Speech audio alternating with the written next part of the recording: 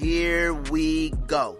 It's another edition of the 2-2 Podcast. Listen, I'm so glad you could join me today. We're continuing our series entitled, I Don't Want to Talk About It. And just like Usher, I'm finna give you part 2 of They Said They Wouldn't Leave.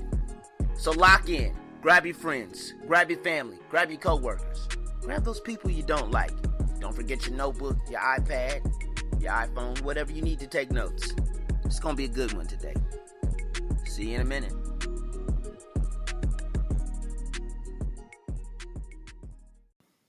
Have you ever wanted to record a podcast but didn't know the way? Well, I've got good news. Let me tell you about something. It's called Anchor. And Anchor is the easiest way to record a podcast. Let me explain. It's absolutely free. There's creation tools that allow you to record and edit your podcast right from your phone or your computer. Anchor will distribute your podcast for you so it can be heard on Spotify, Apple Podcast, and many more. You can make money from your podcast with no minimum listenership. And it's everything you need to make a podcast in one place. So here's what I need you to do. Please download the free Anchor app or go to Anchor FM to get started. What's going on, everybody? Welcome to today's episode. First and foremost, before we go any further, I want to thank those of you who listened to part 1 of They Said They Wouldn't Leave. It is all part of a series that I'm doing entitled I Don't Want to Talk About It. And I just wanted to outline some things within my own life that I spent years not talking about. And years not dealing with. And I wanted to open the door for others to start the healing for themselves. By being transparent about the journey that I've been going on throughout the past, 28 years. I'm 31 now, and honestly, for me, it started at age 3, And so I wanted to take the time to talk about it. And it all started with talking about how I'd never felt like I was enough. So I would go and do things for clout, or try to hang around people for clout, or try to talk a certain way, try to dress a certain way, try to act a certain way, try not to, try to be a certain way, just to have be around people who only knew I existed based on what I did and not who I truly was. And so I wanted to do that episode. And that I'd encourage you to go to the archives and listen to that episode entitled, Man, You Are Enough. I didn't really understand what that meant. That man, you are enough. Just those 4 words, but those 3 words right there alone. You are enough. I didn't understand the value of those words until I was in my late 20s. And I mean late 20s. 27, 28, 29. I was still dealing with this. And I was coaching basketball. I was an assistant high school basketball coach. And I was still dealing with this. And I was I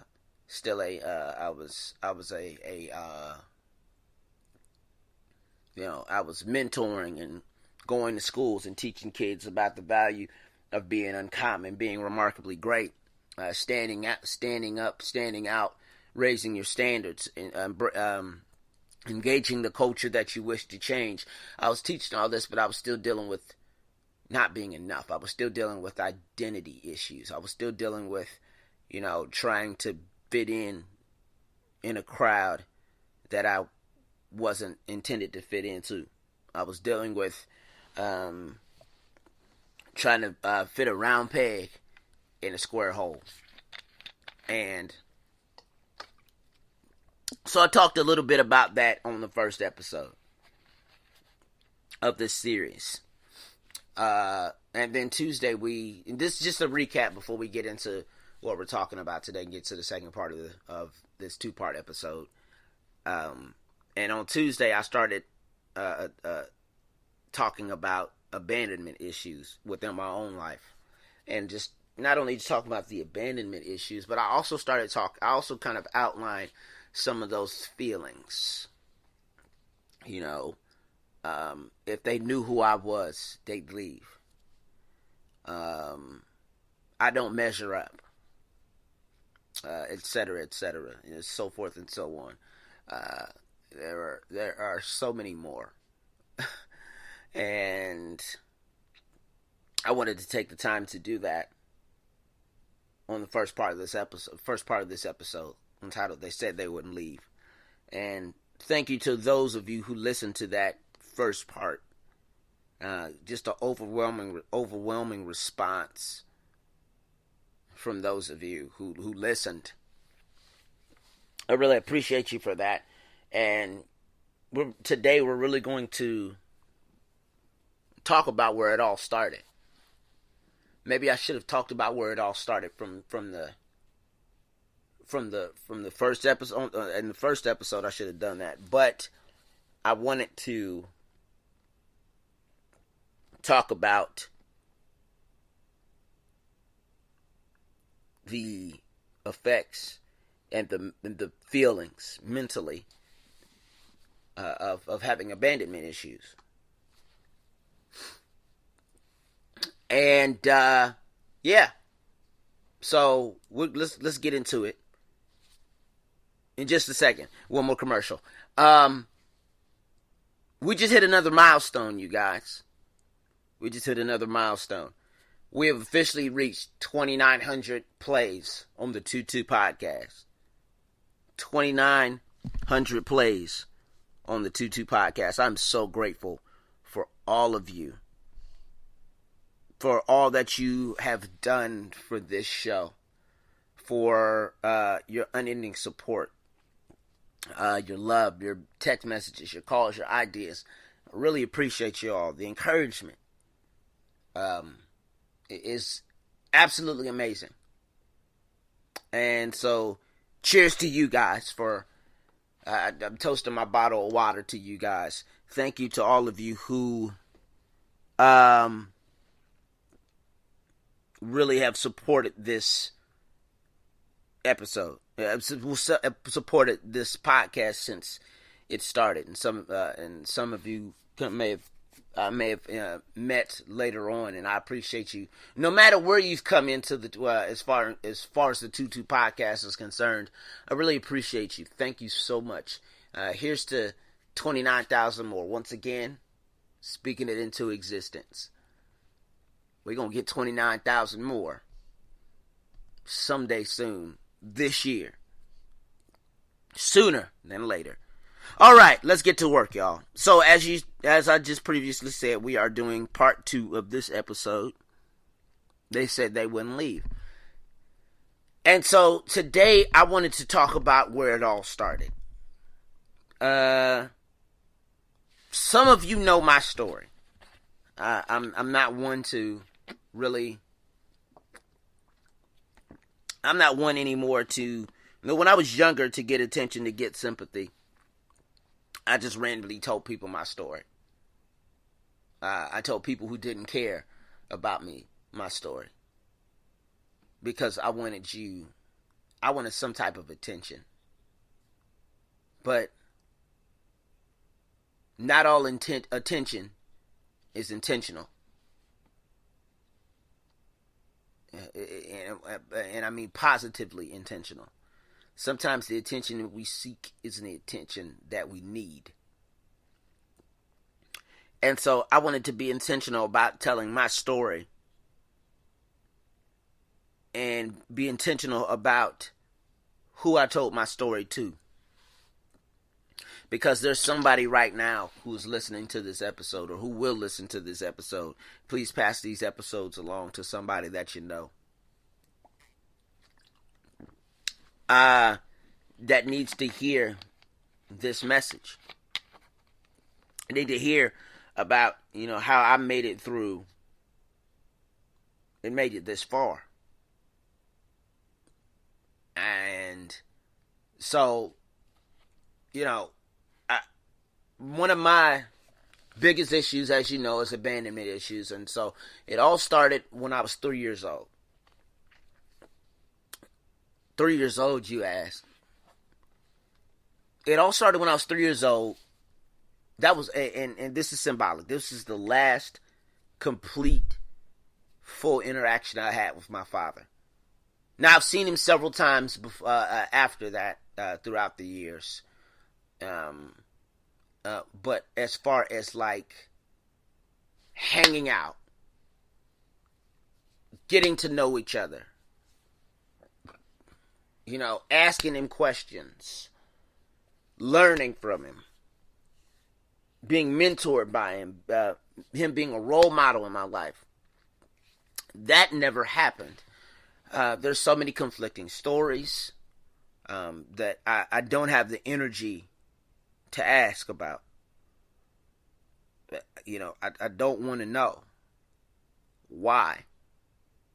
I always wanted to know why, but you know, oftentimes, you know, you don't always get the full story, and maybe that is because you're not mentally ready to hear the truth, which you shouldn't hide the truth from anybody.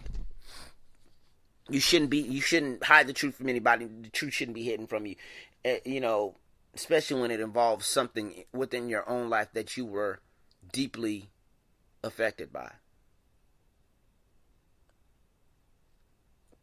And so, one of my issues was not having my father around, dealing with that. And it took me years to really completely heal from that and forgive. I went years where I was just bitter and angry and, you know, pissed off. And I would blame everything on him not being there. Oh, my grades aren't bad. My grades are bad. Oh, well, if my father was around, this, that, and the third. Oh, this, that, and the third. You know, you hit that kid. It was my father. You know, I used to blame everything on my dad not being around. I was a kid with daddy issues. I hate to say that as a man, but whatever. But yeah, I was a kid with daddy issues. And it really changed the course of my life in a really, really sometimes negative way. And before I go any further and just make it seem like I didn't have any men in my life, I was grateful to have my great-grandfather in my life for 19 years. I miss him dearly. I miss him in so many ways. I miss him. He would be 93 this year. He would have been 93 this year. And you know, I miss actually asking him what it takes to be a man and what it meant to be a father and what it meant to be a husband. And I don't discount those lessons that I got, but there are some days where I wish he was still here. There are some days where I wish he was still around, even, you know, as we navigate through a pandemic, you know, just to talk to him on the phone. Even if I couldn't be there all the time, you know, at risk for his health, if he was still around. Just to talk to him. You know, to talk to him about what a historic day, how historic a day it was during the inauguration, to see what we saw, to see us to get our first African American president, our first our first African American vice president, our first South Asian vice president, our first vice president that's a woman. You know, he was around to see Barack Obama get elected, and he was excited about that. And I believe he would have been excited to see a woman become vice president. That would have been exciting for him. He grew up, he had daughters.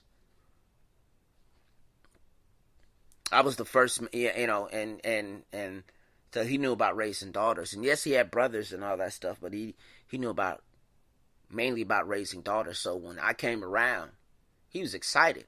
So now you got somebody you can hang around, you can go to games with and all that stuff. But, I miss him with everything that I have. He passed away a day before my 20th birthday. Not even a day. I want to say 12 hours before my 20th birthday. And I really miss him that much. And so for years I dealt with that. I felt abandoned when he passed away as well. And that sounds selfish, but at the same time it was like, okay, God, I didn't have my actual father.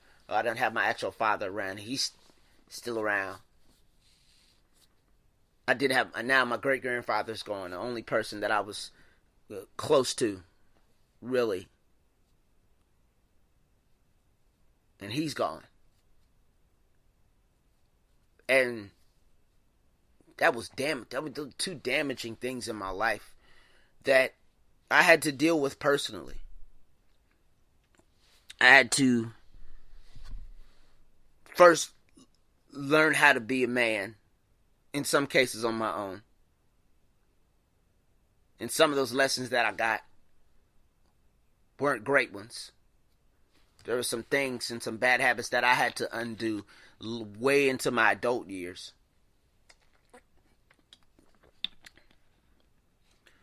Way and well into my adult years. And I was learning from the wrong people.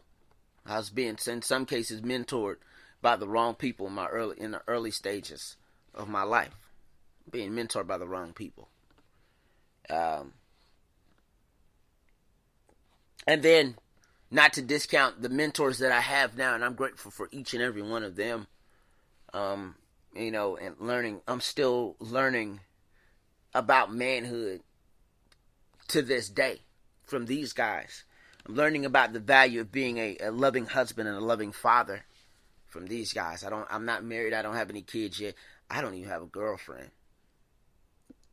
But I'm still learning, because when the time comes for me to get married, the time comes for me to be a father, I want to be a great, great father, great, great husband.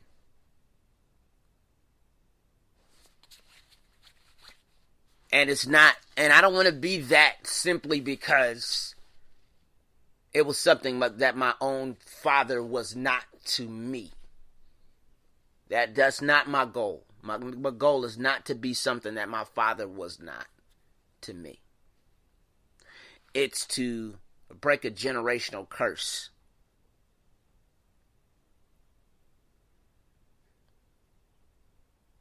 It's to break. It's not to make my father jealous. It's not to make my own father, regret anything.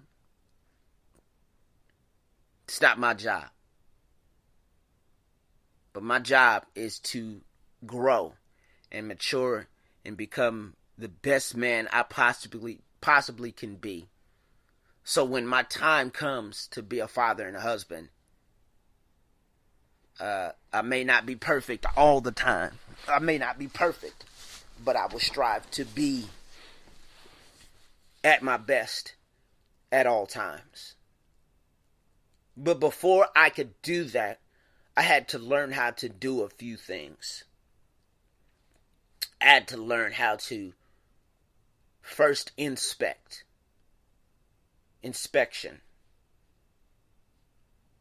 I had to inspect what was holding me back. I had to inspect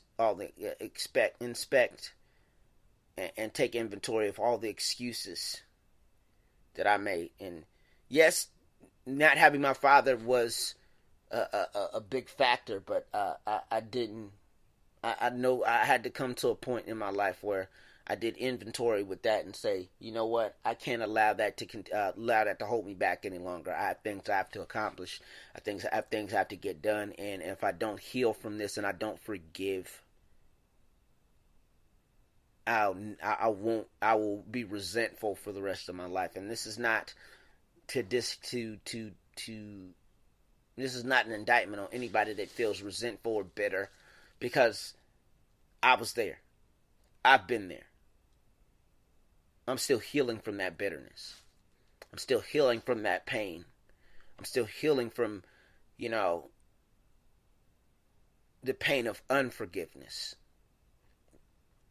The pain of holding it against my father for not being there.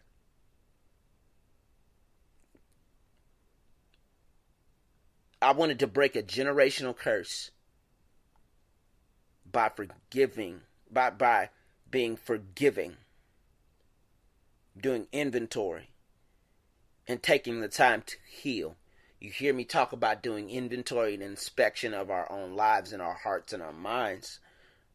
You hear me talk about, forgiveness. I've done an episode on forgiveness and how forgiveness is easier said than done. And forgiveness takes time, and that Rome wasn't built in a day. You've heard me do episodes about this time after time after time. You've heard me talk about this time after time after time. But sometimes there comes a point in your life where you can't just talk about it. You have to be action-based.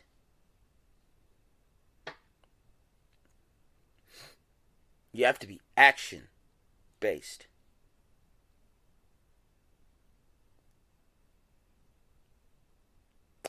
I needed to forgive, and then I needed to heal.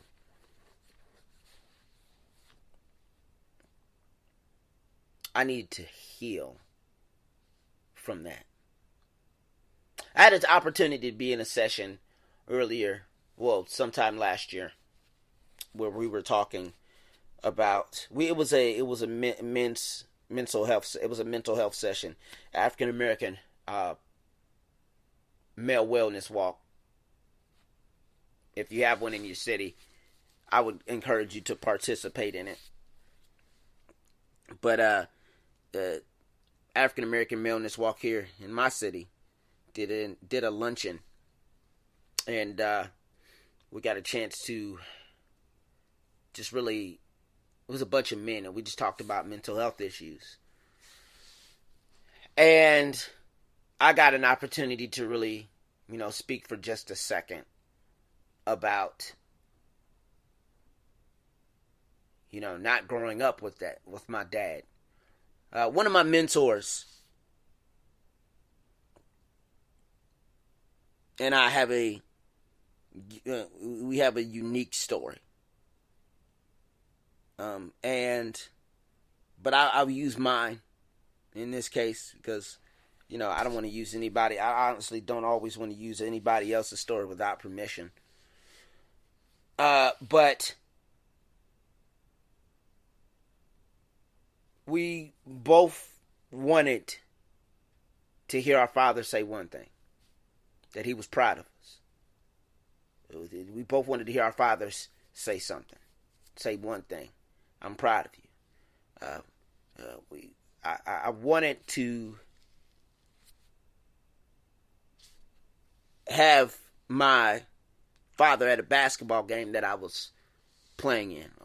It was sad sometimes, and no discount to my grandmother. It was great. She came to as many games as she could, but she was, a lot of times she was getting off work late, and so the only thing she had time to do was to pick me up. And my great grandfather couldn't go to any games because at the time he was battling illness, and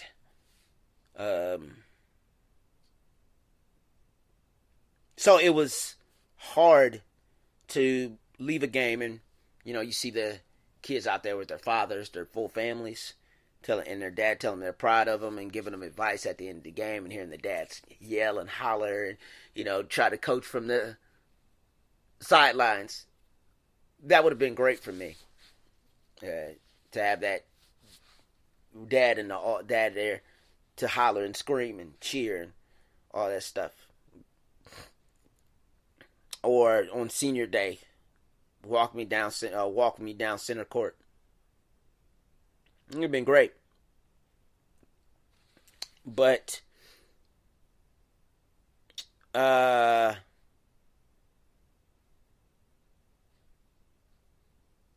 it was one thing that I wanted to hear.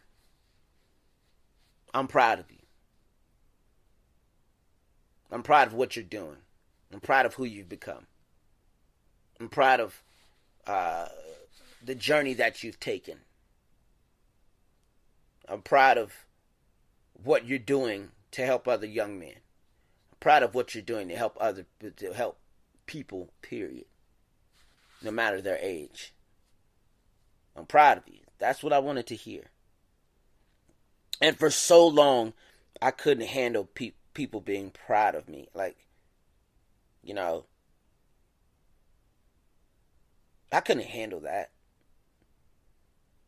Because, in some cases, I wasn't used to doing things people were proud of.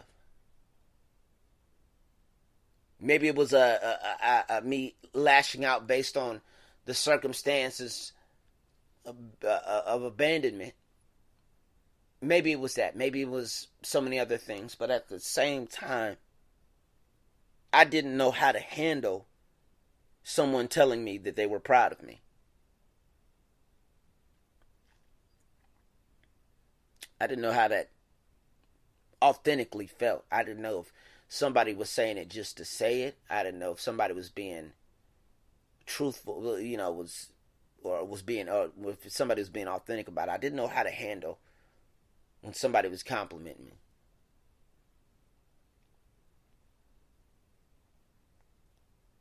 And so, there are so many things in my life alone that I needed to learn how to handle. I needed to learn how to handle when somebody constructively criticizes me, or when a man tells me to do something. I had to learn how to handle that advice.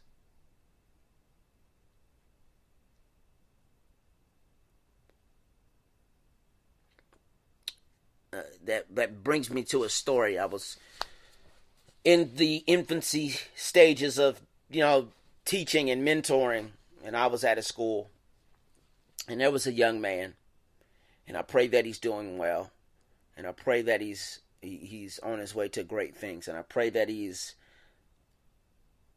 safe, and I pray that he has the right people around him, and I pray that his circle is pushing him to greatness, and I pray that he is in a place in his life where he sees the greatness still sees the greatness inside of himself.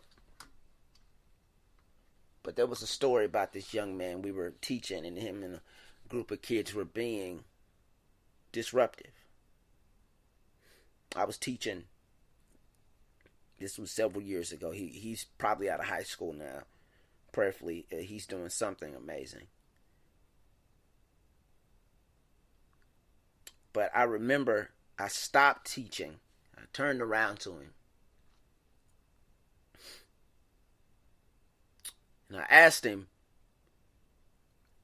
do you do this in front of your teachers? Do you do this to your teachers? And he said, yeah. He does. He's honest. I love honesty. Who doesn't? I mean, some people don't. Some people want to sugarcoat it, but that's neither here nor there. But I love a bit of honesty. I asked him why. And this part hurts me even to this day to even say it. He said, because I grew up without a father, and I was taught to never respect a man.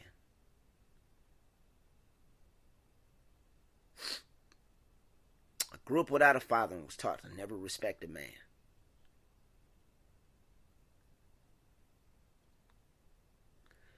How many young men out here have been taught that lesson?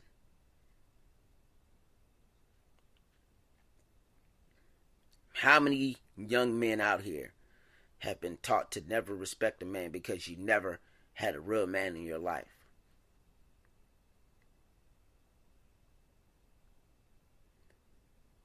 This is not an indictment on mothers, grandmothers, aunts, sisters, anything like that.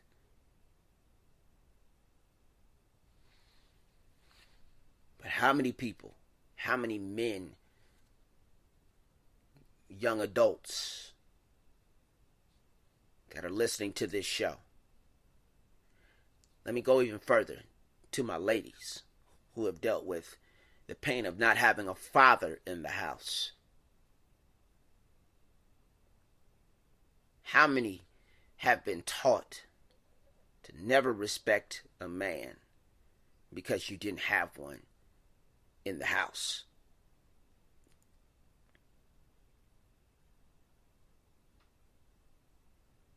I told y'all this was going to be deep today. That will forever be etched in my mind. I've seen that young man several times before, later on in life. I've seen him in high school. He was running track. He was doing well. But every time I saw him, I wanted to be a big brother to him.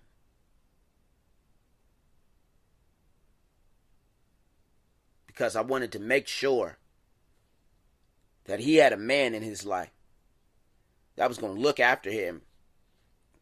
I was going to make sure that he was held accountable. And make sure that he had the right people around him. Make sure he had the right opportunities around him. So, another reason why I went into coaching. Not just because I love the sport. Love coaching basketball. But I wanted to be a big brother. Because personally, I don't think I'm at father figure level yet. I don't personally think I'm there yet. Because I'm still in that age demographic where those could be my nephews and cousins and little brothers. That's where I'm at in my life. And I went into that to be a mentor. I went into mentoring to be a mentor, to be a big brother, to be a positive influence on some young man who grew up just like me, without having a positive male influence in their life. Or had one, but had one for a short time, or really didn't embrace them really didn't embrace their lessons until they got older, until you got older. And for some of us, it takes us a long time to embrace the lessons of the positive influences that we do have in our life. But for some of us, before we can ask that question of them, or ask more questions of them, it's too late. And so I went into coaching as a tribute to those positive influences that I have in my life now, and that I've had for years and I didn't listen to until I got older. To think if I would have listened to what some of my what a couple of my coaches said, and what my great grandfather said, and what a couple of my mentors who mentor me now and have mentored me since middle school, I think I'd be further along. I wouldn't have held on to the pain and the bitterness of not forgiving my own father. I wouldn't have held on to that for that long. I would have released it a long time ago, but I had to learn the value of healing and how healing takes time, and that you cannot rush it. You've heard me say it before. You cannot rush your own healing. You won't heal properly if you rush it.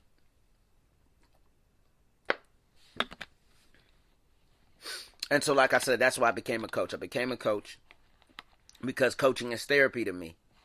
It's therapy for me.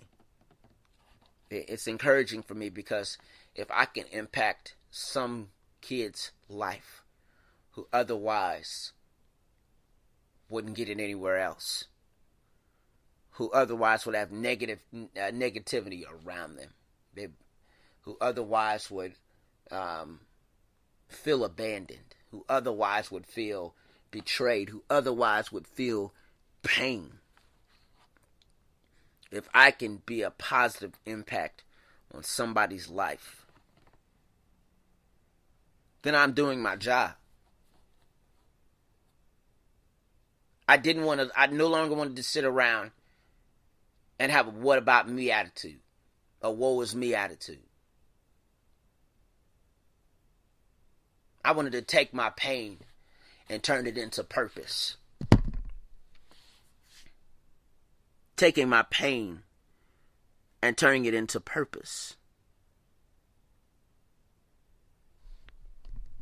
Sometimes you have to learn how to take the painful parts of your life and turn them into purpose.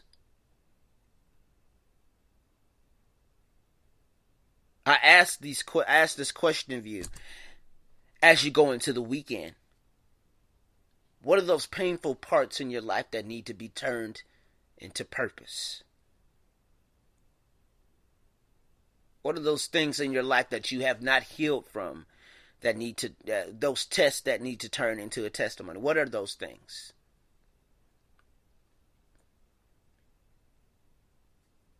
We all have some things in our life that we need to turn into purpose. Because there's somebody out there that needs to hear your story. There's somebody out there that needs to personally hear your, see that you, if you can do it, they can too. So I encourage you this week, the rest of this week and going into your weekend, what are those things in your life that you have not personally healed from? In my case, it was the ever-growing journey of dealing with the abandonment issues in my life. Not only trying to get clout from people and trying to get attention from people who barely knew I existed, but those issues with not having a father in the home and not having a father in my life, but my father, and the unforgiveness. And healing from unforgiveness and healing from bitterness and healing from that pain.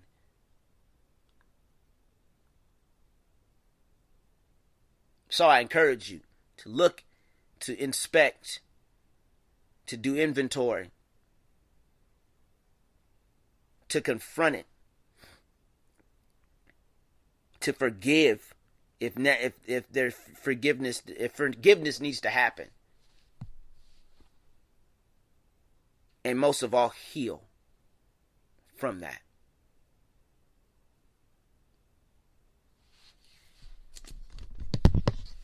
Today's the day to turn your pain into purpose. Hey, listen, thank you for joining the show today. Don't forget to follow the show page and my personal page. The show page is 22_podcast. That is 22_podcast on Instagram. And my personal page at AlexJ_live. That is AlexJ_live. Please don't forget the 22 podcast has merch. That's on 22apparel.threadless.com. That is 22apparel.threadless.com. See you soon.